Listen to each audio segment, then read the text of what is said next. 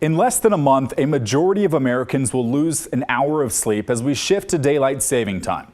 But in Oregon and Washington, our next time switch could be one of our last if two bills in both legislatures can go the distance.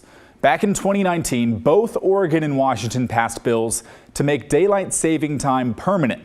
But making changes to daylight saving time requires congressional approval, which has not happened.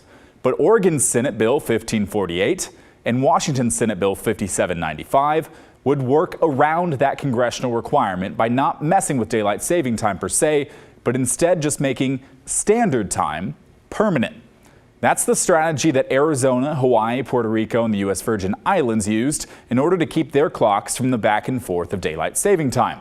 So I can hear you at home. What does this mean actually? What would change? Well, switching to standard time all year round would have more consistent daylight early in the morning with sunrises and not as late of sunsets in the evening like we do in some summer months. But one University of Washington professor says that's not great. Lawmakers should focus again on making daylight saving time permanent and wait for congressional approval because of safety concerns surrounding when the sun sets.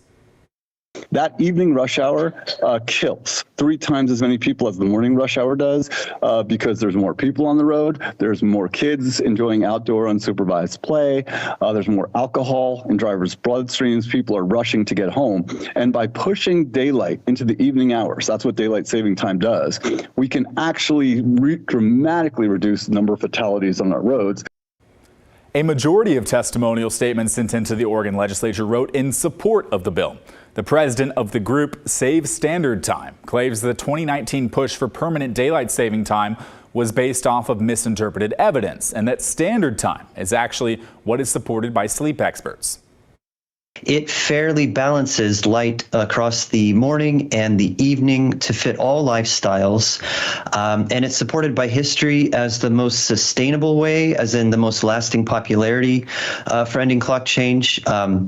It's shown by science to be the healthiest and safest way for commuters, for people who need to work outdoor like farmers or construction, for children learning in school, and for everybody's just productivity in the workplace. This is the wide consensus of dozens of nonprofits. There might be one or few detractors who might pick out 1 or 2 studies, but really there are hundreds of studies showing that permanent standard time is the better way to go. So where do each of these bills stand right now? The Washington bill is stuck in a Senate committee and their session has just under 3 weeks remaining. So we'll have to move quickly if it's going to happen this year. In Oregon, the bill unanimously passed out of a Senate committee yesterday morning and now awaits a vote on the full Senate floor. But not all of Oregon is in the same time zone. A large portion of Malheur County is not included in this bill because most of it's in the Mountain Time zone. But if Oregon's bill were to succeed and get the governor's signature, we would move the clocks back in early November and then not touch them again to stay on standard time.